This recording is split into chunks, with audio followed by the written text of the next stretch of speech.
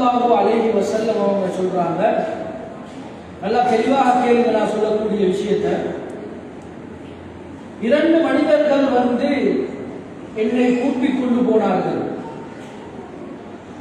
ஒரு மலைப்பாங்கான பிரதேசம் ஏற வேண்டி இருந்தது. கஷ்டங்களை எல்லாம் கேட்டேன்.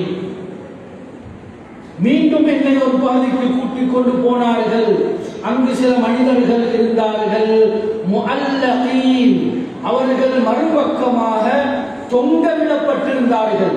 கால்கள் மேலால் தொங்கவிடப்பட்டிருக்கிறது, தலை கீழால் அப்படியே தொங்கவிடப்பட்டிருக்கிறார்கள். முஷக்ககதன் அஸ்தாகுஹும், அவர்களுடைய சொத்தைகள் கத்தரிக்கோல்களின் மூலமாக கிழிக்கப்பட்டுக் கொண்டிருந்தது, இரத்தம் ஓடிக்கொண்டிருந்தது. மன் ஹவுலா யா ஜிப்ரீல், ஜிப்ரீலே இவர்கள் யார் என்று கேட்டேன். ஜிப்ரீல் அலைஹிஸ்ஸலாம் அவர்கள் சொன்னார்கள், மிக தெளிவாக நுணுக்கமாக கேட்போம், இவர்கள் யார் தெரியுமா?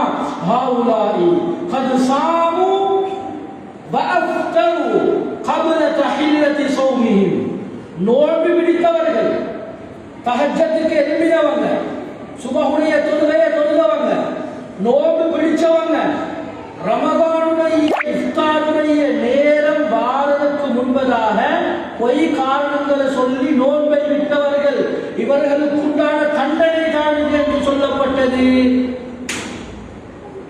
கண்ணியமானவர்களே, யார் நோன்பை பிடிச்சு இஃப்தாருடைய நேரம் வாரத்துக்கு முன்பதாக இவர்களுக்குண்டான தண்டனை தான் இது.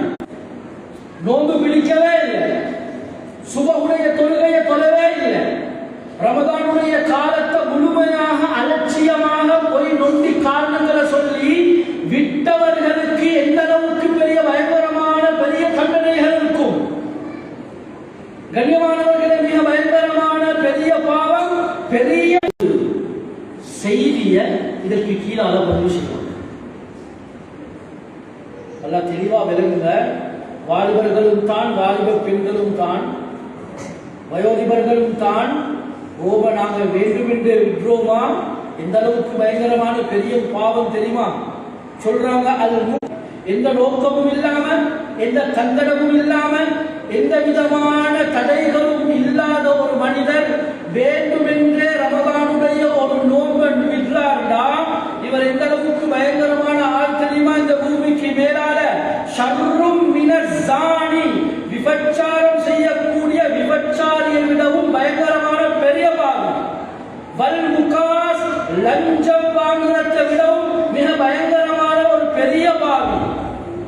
வமுதுமினில் ஹமர், மதுபானம் பாவிக்க குடிக்கக்கூடிய போதை வஸ்துக்கள் பாவிக்கக்கூடிய மது பிரியனை விடவும் மிக பயம் இல்லைன்னா நோன்பு விடுறதுல நாங்க ஏன் நோன்பை விடணும்? கடைசியாக சொல்றேன், ஒவ்வொருத்தரும் சிந்தனையில வச்சுக்கோ.